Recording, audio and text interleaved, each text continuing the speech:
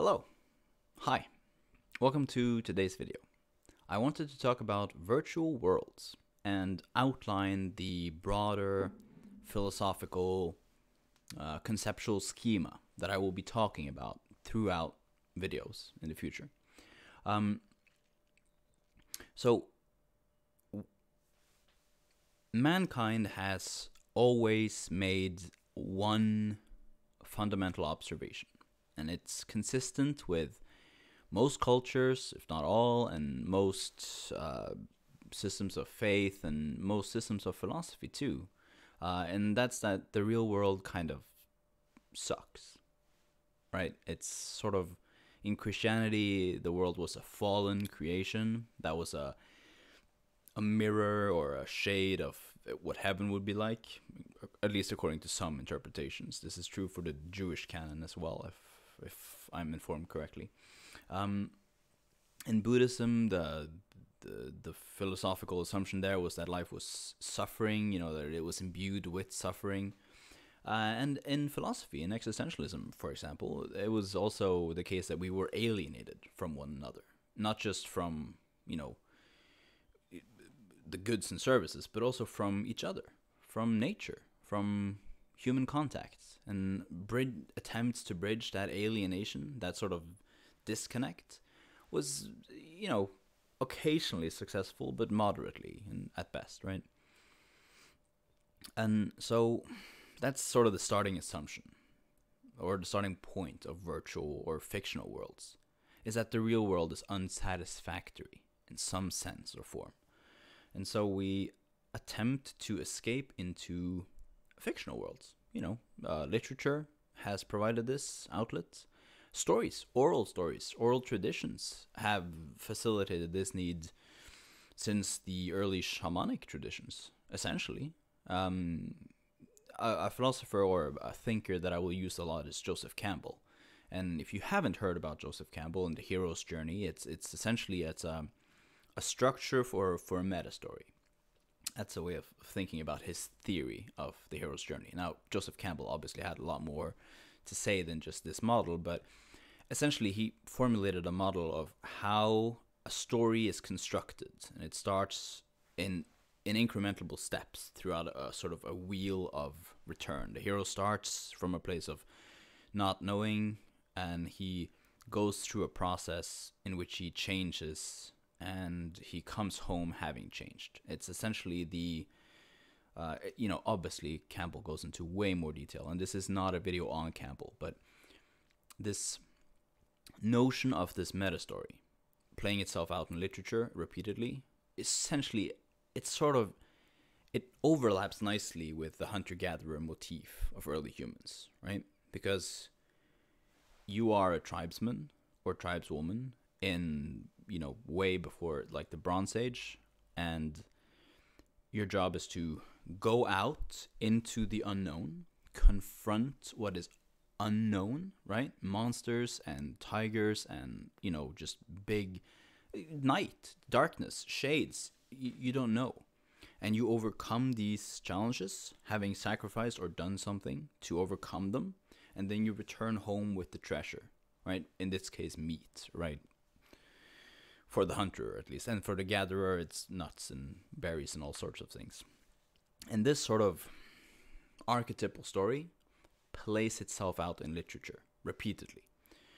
And so we as a species, humanity, have used these virtual worlds, or these fictional worlds rather, as avenues of escape from the real world.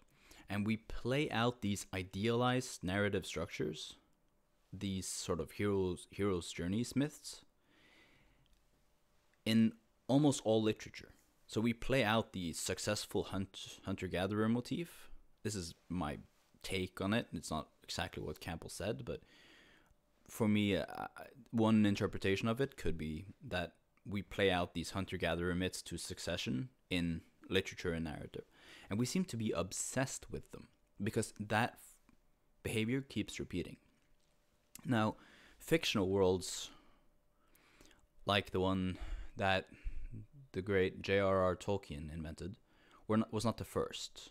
And you can argue that regarding your metaphysical takes on religion, you can say that they are myths that incorporate a grander or metaphysically grander hero's journeys kind of story, where you undergo a transformation and you attain some kind of goal. You return to the tribe or to yourself, or, you know, that's a separate claim. But the point is that virtual worlds, stories that aren't this world, has been fascinating us since time immemorial. And up until the point of Tolkien, I don't know how this played itself out in every culture and across every age. That would be a really cool video to investigate. I know the Greeks did theater, and Plato and Aristotle both thought it had. They disagreed on the role that theater should play, but they both agreed that it was an important and potentially dangerous replacement for philosophical discourse. But they both agreed that theater was a powerful urge that had to be either, in Aristotle's case, used, or in Plato's case, feared and avoided. This is tea. I love tea. So the real world kind of sucks, and fictional worlds have sort of replaced them, right? Now, when fictional worlds replaced them, they did so with an increasing level of sophistication. So you get from like stories acted out in drama form, like in dance or in songs, all the way through the Middle Ages, through Europe, through the Enlightenment, to Tolkien, and to board games, and to like actually constructed fictional worlds, right? Worlds we know are fictional, but still pour part of our creative expression of personality into, right? We choose to be a bard or a sage or a warlock or a warrior in these fictional worlds, right? And this is, as far as I know, it's a minority, but that plays Dungeons and Dragons level board games. But many, many, many, many, many of us invest our time today in some form of either virtual or fictional virtual world. And so the translation from the fictional worlds, like reading Tolkien and meeting and talking about it and playing, role-playing as characters in that, to virtual worlds, like the transmission from those fictional worlds to the virtual worlds, has only sort of, as technology becomes available to do that, people did that. They did that activity. And a great example of this, and what I want to talk a lot about, is the massive multiplayer online role-playing game. It's a role-playing game, which is essentially, the term is derived from medieval fantasy. So you're playing as a knight or a sorcerer or some form of fictional entity in a game. And the important part is the multiplayer and the online part. So on the web, you are playing out these Jungian archetypes and these, not to name drop Jung, we'll get into that, Joseph Campbell's hero's journey, right? You're taking these hero's journeys happening repeatedly so you can learn and engage with them, and you're putting them online in a community with other players. And that is where the importance lies. The fact that it's online, socially engageable, right? With people from all over the world. So a farmer in rural China could, as of today in 2022, hop on a game server and play out his Jungian or his archetypal or just Campbellian hero's journey with me, as we could both go out and slay this computer-generated dragon. Now, this might sound like, okay, like, why mention it? I would say I would posit that the fact that we don't collectively lose our minds over the fact that this is happening is philosophically very interesting to me, because it's such a big game changer from everything we've been doing. In a sense, it's a continuation of a tradition that we've always done. And it posits so many philosophical questions: economic, social, cultural, just literatures and stories and all these levels mash. Like people will farm. Economic is a prime example. People will farm immense amounts. They spend immense amount of time and effort and energy to farm currency in these virtual worlds that have no direct legal correlation to real world currency. And so people act out their personality in these virtual worlds. Some kind of players will farm a lot of gold or currency. Some form of players will do a lot of player versus player content. That is, that you engage in competitive behavior with other player characters. So my warrior will fight your sorcerer. Some people act out their personality in the sense that they team up with others to fight formidable external foes, right? The dragon, the winged fire-breathing reptile, right? Serpent reptile. So people play out these different roles all the time. And they do that despite the fact that they could be competing in the actual world. Now, a lot of people who... we start to encounter a generational issue here, because a lot of the criticism of this behavior is directed by the people from previous generations who didn't grow up on this technology, all the way from the Nintendo Entertainment System, the NES, all the way from that, in like the late 80s, early 90s, and all the way to the hyper-realism graphics of 2022. This change has happened so quickly, it's considered philosophically it's hardly talked about in formal philosophy, academic philosophy. That's how quickly it's happened. It's even tried to bring up that this could be a topic. So, I figured that would be a video in and of itself, but I digress. So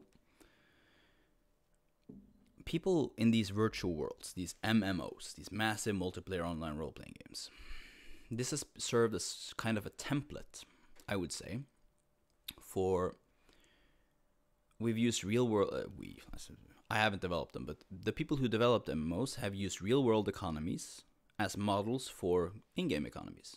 Invent a general currency, make it drop from non-playable characters, and an economy will form around that, and it did. And these virtual worlds work by simulating real-world cases. And the question for me is, why do people engage in these fictional worlds when the real world is there? Why farm currency or engage socially or invest time and effort and energy into this fictional world when the real world offers those kind of benefits with more tangible results? And the answer, at least as far as I'm concerned, or my thinking thus far is concerned, is alienation, suffering, unsatisfactoriness. There's a lot of other factors, obviously, economic factors, no way around that. People find a lack of opportunity to be very motivating in turning to these virtual worlds. And that's actually an interesting example. Many people have told me, both formally and informally, that if they didn't have these virtual MMO worlds, they would turn to levels of organized crime or drug use or other forms of antisocial behavior. And I sort of understand that, because these virtual worlds are a buffer zone. They're a sort of safety net for people who fall off whatever challenge real life has handed them. And they retreat to these virtual worlds to act out these archetypes, to act out this behavior. They wake up, they have somewhere to go. They have a virtual space to direct their attention to, their energy into, their effort into. They can strive for competence. And whatever sort of physical or mental or social ailments that prevents them from directing that energy to the real world, they can now direct into the virtual world. A great example of this is the 2004 massive multiplayer online role-playing game, World of Warcraft. It was not the first of its kind, but it was definitely the most successful of its kind.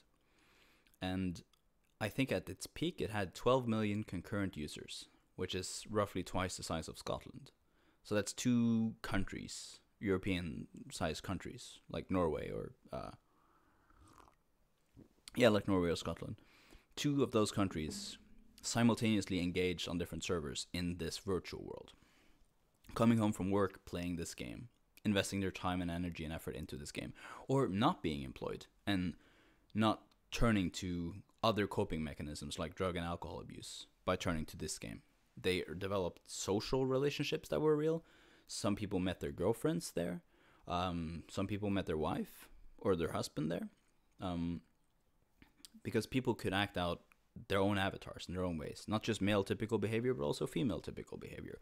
What that kind of behavior is, I leave to the experts. But people of all genders and all identifications found a way to express something intrinsic to their being in a way that the real world would not allow. Not just a 12-year-old who could be a big, bulky warrior, but also people who had been bullied or ostracized or alienated in some form or way, found a way to grow and express and flourish, to use a psychological term. They found a way to achieve some form of human flourishing through these platforms. It's tragic that they had to use fictional platforms, but it's also, it speaks to the need of that. A, it was invented in the first place, and B, it was actually popular. So those two things sort of point to these virtual spaces as being intuitive. People intuited their need and their use very effectively and very quickly. Like, you made a character, you logged on. I know it was the game, in this case World of Warcraft and other MMORPGs of that time, was designed to be intuitive. But they also, players could understand the concept of partaking in the world because it simulates the real world.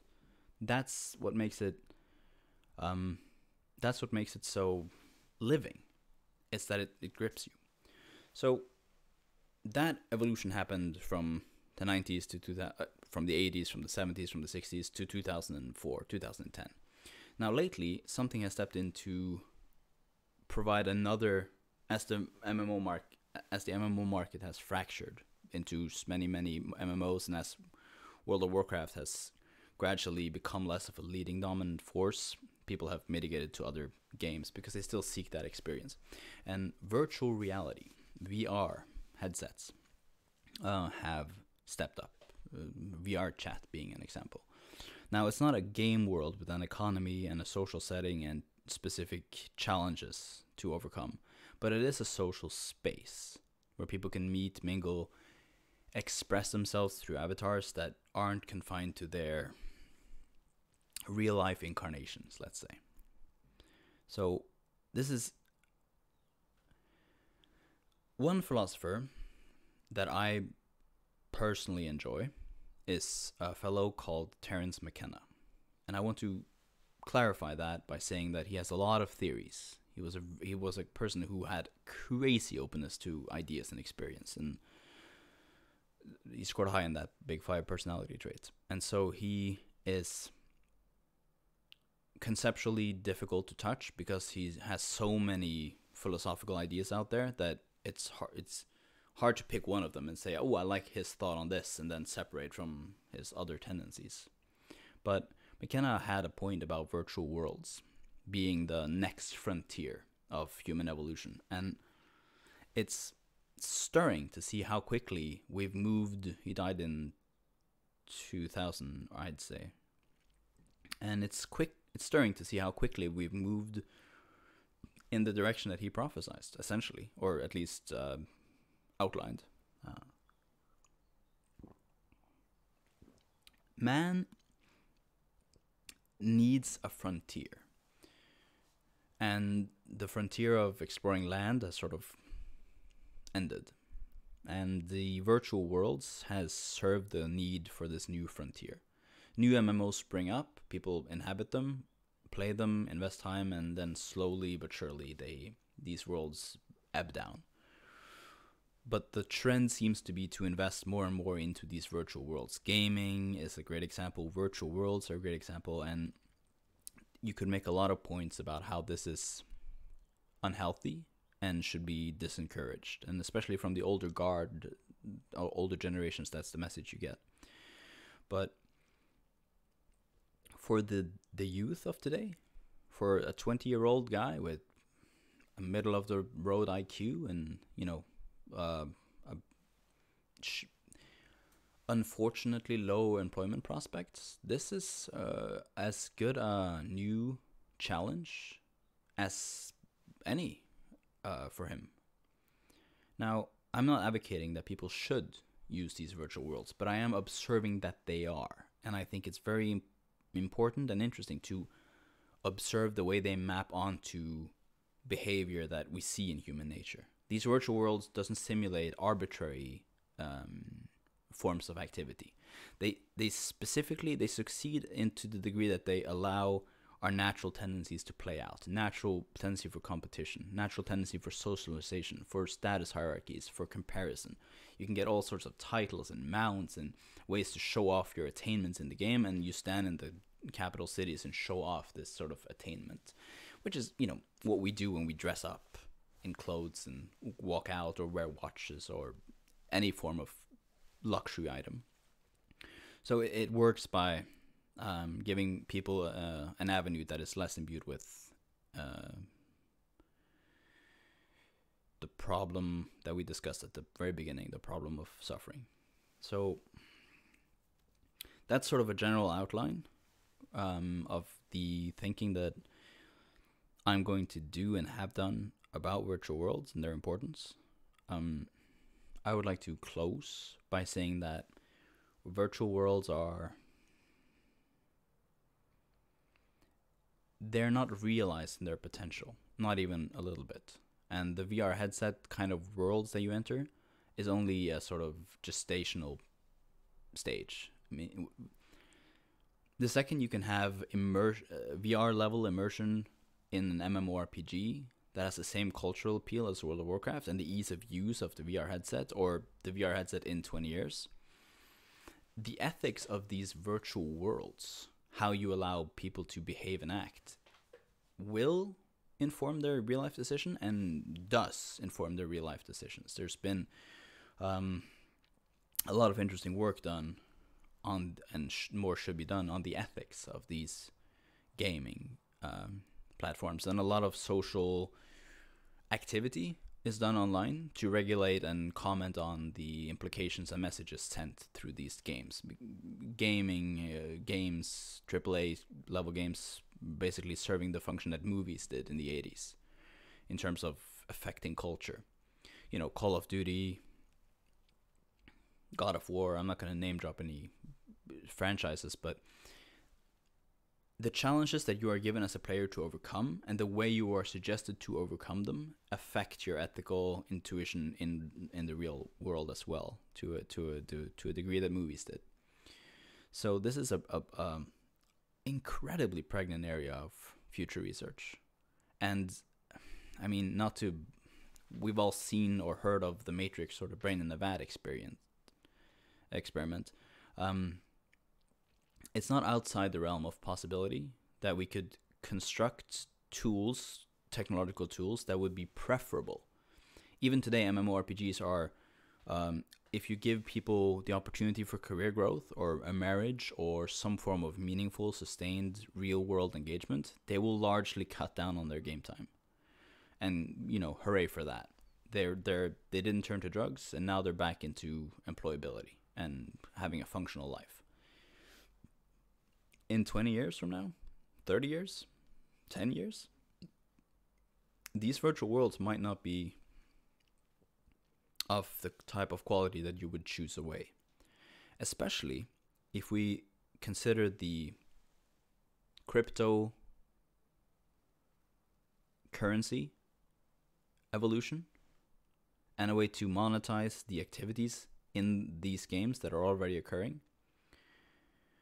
Essentially, goods and services in these games have been monetized for real-world value, and it's been a rather contentious issue because it keeps ruining the in-game economies and status hierarchies of these games. That's essentially what we're seeing with NFTs. Now, I'm not going to talk about them because they're too young and I don't know enough, unfortunately, but that is one avenue of monetization of digital currency that we're going to see play out. You're going to have people brief their virtual goods in the same way that we brief our physical goods today. So the question of values, like what do we value, and how does that play out in these virtual worlds? It's a massive, massive frontier. And it's going to play out and shape culture over the next 10, 20, 15, 20 years, 30 years. So yeah, that's a large part of what we're going to continue to discuss here.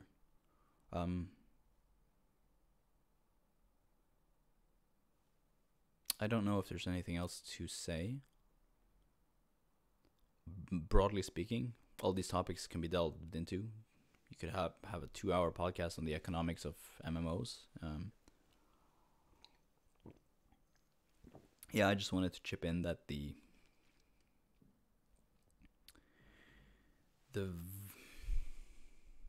utility of these worlds have a potential that could rival economies, and they could create economies. You know, as long as people are generating value for other people that other people are willing to pay currency for, and currency being something that is generated through generation of value, then these virtual worlds, fictional as they may be, I mean, I'm not saying this should happen, but it could easily happen. And then you'll be in a position where you could game for work. And a lot of 12-year-olds might hear that and think, yeah, I don't have to work. You know, that is to a certain degree already happening with Twitch, the streaming revolution, the content generation, the YouTube platformers that generate this entertainment content from games. They're essentially playing for money. And in a world where automation replaces labor, and in a world where, you know, populations keep growing and ways to employ people is sinking, it's hard to envision that this doesn't become relevant. It's very hard to envision a world where these digital worlds, some very smart, very creative person doesn't make these very relevant. So yeah, look out for this. This is important stuff. All the way from the Lord of the Rings book to VR chat. We've come a long way, and that was in 70 years. So, I mean, 70 years from now. Yeah. Okay. Thanks for watching. I'll see you in the next video. I won't see you, but thank you for watching. Goodbye.